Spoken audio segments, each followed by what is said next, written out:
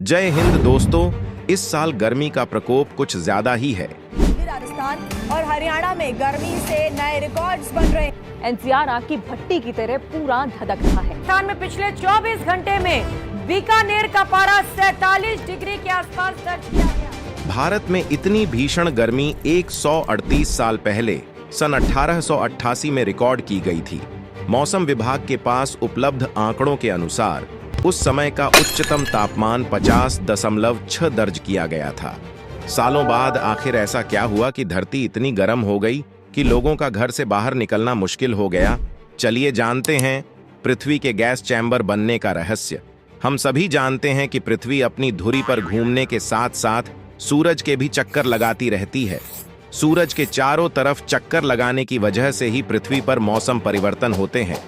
ये वो साइंस है जो बच्चे भी जानते हैं, लेकिन अब जानते हैं कि इन दिनों इतनी एक्सट्रीम गर्मी होने के क्या रीजन है। पृथ्वी पर गर्मी बढ़ाने के मुख्य रूप से दो रीजंस हैं।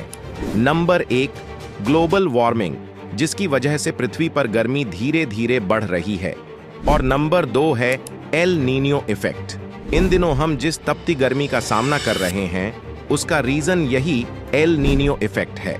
दरअसल प्रशांत महासागर के ऊपर से जब हवाएं पूर्व से पश्चिम दिशा की तरफ चलती हैं तो गर्म होने के कारण टेम्परेचर ट्रांसफ्यूजन का कार्य करती है, जिस वजह से प्रशांत महासागर का टेम्परेचर मेंटेन रहता है और मानसून समय पर आते हैं। लेकिन जब हवाएं कमजोर हो जाती हैं तो प्रशांत महासागर का टेम्परेचर बढ़ जाता है, जिस वजह से पश्चिमी देशों में गर्मी बढ़ जाती है और इसी इफेक्ट को एल नीनियो इफेक्ट कहते हैं।